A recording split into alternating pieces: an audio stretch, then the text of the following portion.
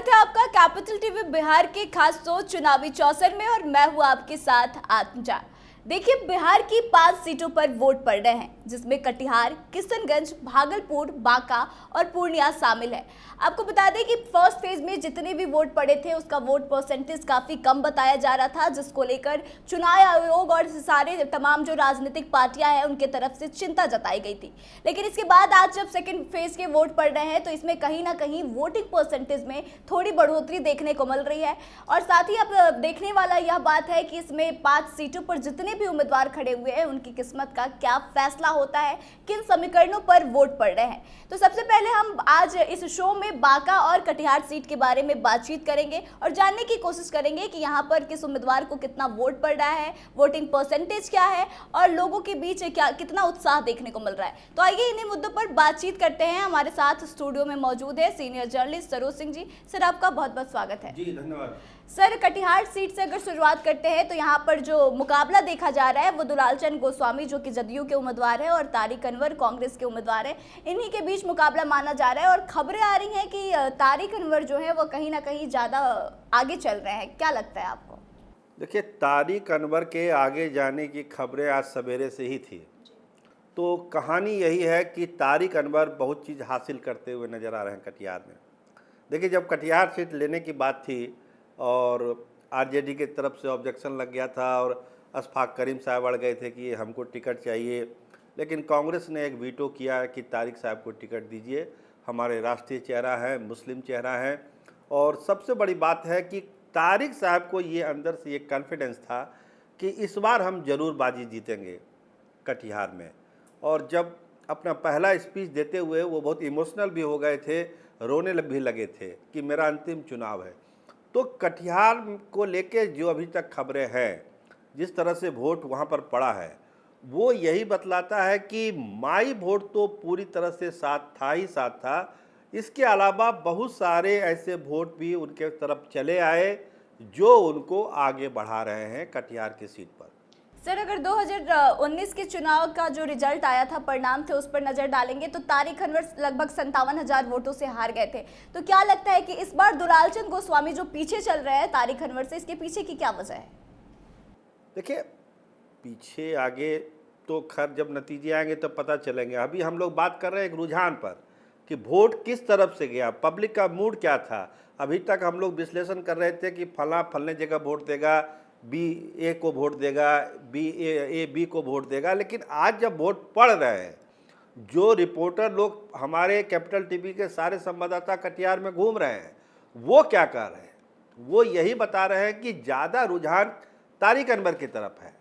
जो माई वोट था वो माई वोट ने एकदम दमखम के साथ वोट किया तारिक अनवर को। इसके अलावा जो चर्चा हमने की और जिस मार्जिन की आप बात कर रहे हैं कि 57,000 वोट से तारिक साहब चुनाव हार गए थे। आप याद करिए 19 में मोदी की उस लहर को, जो लहर फिलहाल अभी कम दिखता है 24 वाले जंग में। इसके अलावा जो अपर कास्ट वोटर था कटिहार का, वो वोट खासकर राजपूतों का वोट वो शिफ्ट करता हुआ दिखा तारिक अनवर के साथ। आप देखिए ब्राह्मण का वोट, जो 19 के चुनाव में ब्राह्मण करीब करीब वहाँ 35,000 वोटर है, जो ब्राह्मण का वोट एक भी नहीं मिला था तारिक अनवर को 19 के चुनाव में, उन ब्राह्मणों के ज़्यादातर वोट तारिक अनवर को मिलता हुआ दिख रहा है। तारिक साहब मंदिर में जाने से भी परहेज नहीं करते हैं, हर धर्म में, हर बिरादरी में उनकी पहुंच है। तो ये सब वोट जो बढ़ा है, देखिए कुछ ज़्यादा मार्जिन नहीं था, 57,000 वोट का ही मार्जिन था। तो ये जो राजपूत वोट है, ब्राह्मण वोट है, इसके अलावा दुलालचंद गोस्वामी का जो एंटी इनकम्बेंसी वोट था, वो वोट भी तारिक अनवर के साथ जाता हुआ आज दिखा। इससे लग रहा है लोगों को कि तारिक अनवर आगे दिख रहे हैं वहाँ पर। सर, लेकिन दुलालचंद गोस्वामी को लोग वोट नहीं कर रहे हैं और मतलब कर रहे हैं लेकिन कम वोट पड़ रहे हैं, तो इसके पीछे की क्या वजह है? देखिए, सबसे बड़ी वजह तो अगर मानिए ये सब जो चर्चा हम लोग किए तो किए ही, जो अपर कास्ट वोट में ब्रेकअप हुआ है, लेकिन जो सबसे बड़ी बात है, आप कटिहार के लोगों का मूड जानिएगा। कटिहार जब हम गए थे तो लोग यही कह रहे थे कि ये सीट को खाली कराना है। मतलब किसके लिए खाली कराना है? बीजेपी के लिए। तो बीजेपी के लिए सीट कैसे खाली होगी जब जनता दल यूनाइटेड का कैंडिडेट दुलालचंद गोस्वामी हार जाएगा?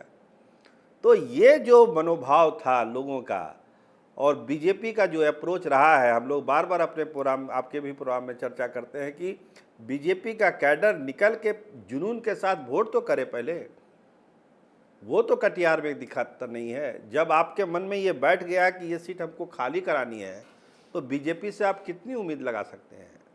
हम ये नहीं कह रहे हैं कि 100% बीजेपी वाले नहीं थे दुलाल चंद्र गोस्वामी के साथ, लेकिन वो तबका, अगर थोड़ा बहुत तबका भी अगर सुस्त पड़ रहा है, वोट परसेंटेज भी अब लास्ट फिगर आ जाएगा तो पता चलेगा, तो कहीं ना कहीं से ये जरूर सिम्टम बन रहा है, ये दिखाई पड़ता है कि भाजपा का भी कैडर पूरी मुस्तैदी के साथ लगा हुआ होगा दुलाल चंद्र गोस्वामी के साथ।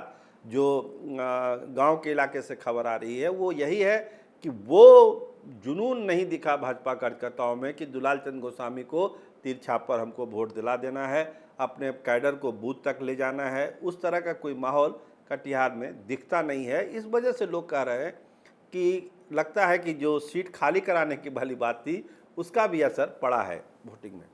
सर, अब बांका सीट की बात करें तो यहाँ से दोनों ही यादव जाति के उम्मीदवार हैं, गिरिधारी यादव हैं और जयप्रकाश नारायण यादव हैं। तो क्या लगता है कि किनको ज़्यादा वोट पड़ रहे हैं, किनके पक्ष में ज़्यादा लोग आ रहे हैं?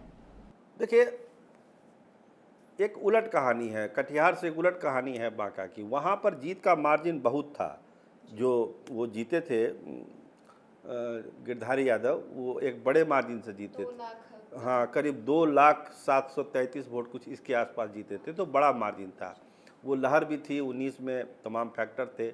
लेकिन इस बार चीज़ें बदली और एक चीज़ तो कॉमन है दोनों जगह, एंटी इनकम्बेंसी और भाजपा वोटरों का अप्रोच। ये जो 5 सीटों हो रही है, और सीटों पर हम लोग अगले प्रोग्राम में चर्चा करेंगे, लेकिन अभी चर्चा हम लोग बांका की कर रहे हैं और कटिहार की कर रहे हैं। तो ये चीज़ कॉमन है, एंटी इनकम्बेंसी और भाजपा के कैडर और नेताओं का अप्रोच जेडीयू के कैंडिडेट के लिए, ये हर सीट पर लागू हुआ है 5 सीटों से जो खबर आ रही है।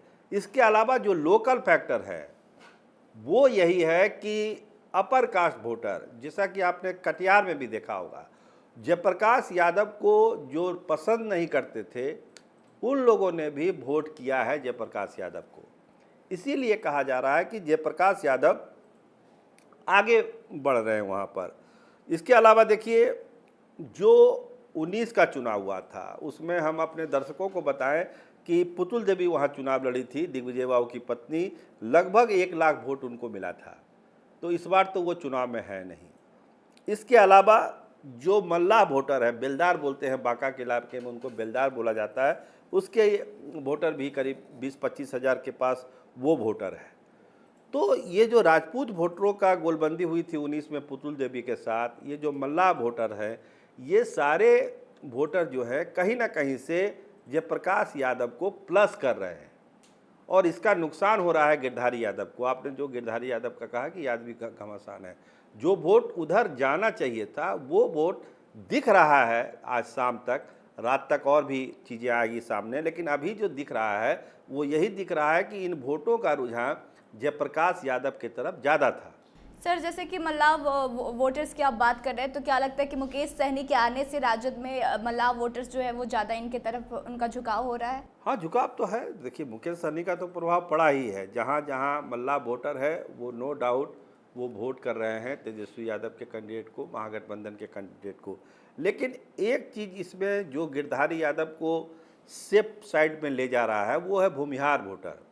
पहले उम्मीद थी कि भूमिहारों का टोटल वोट जो है, या ज़्यादातर वोट जो है जयप्रकाश यादव के पास आ सकता है, लेकिन जो खबरें आ रही है बांका से वो ये है कि एक तो भूमिहारों ने वोटिंग कम की है, वोटिंग कम हुआ है भूमिहार बिरादरी में, और दूसरा है कि जितना टूटना चाहिए था भूमिहार वोटर जयप्रकाश यादव की तरफ आना चाहिए था वो उतना उस परसेंटेज में नहीं हुआ है।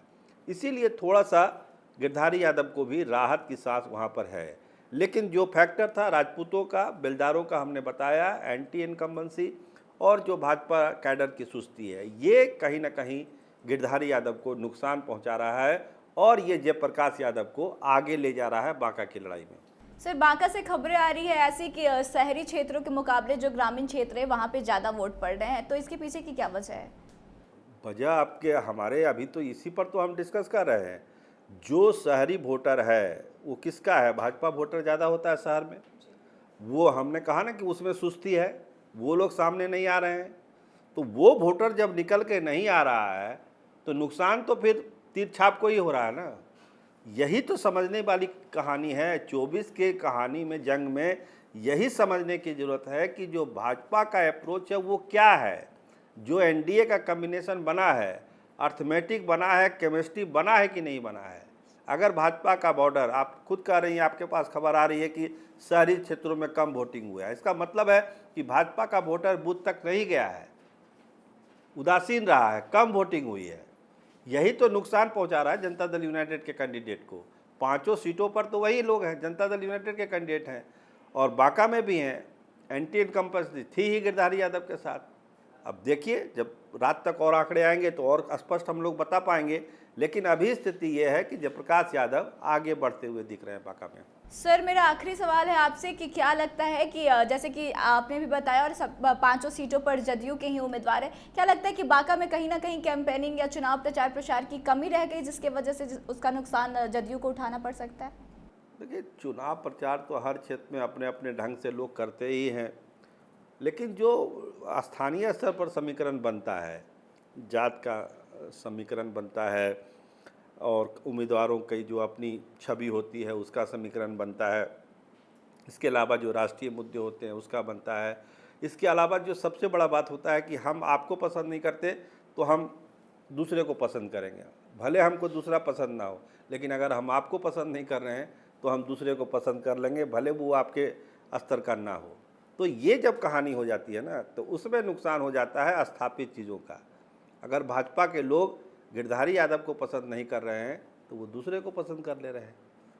लेकिन गठबंधन धर्म तो यही कह रहा था कि आपको गिरधारी यादव को पसंद करना है। तो धर्म वाली बात तो अब दिख नहीं रही है दोनों चरणों में, ना पहले चरण में दिखी है ना दूसरे चरण में दिख रही है। अभी तक तो नहीं दिखी है, आगे रात तक जो खबर आ जाए। सर, आपको बहुत बहुत धन्यवाद। जी, बहुत धन्यवाद।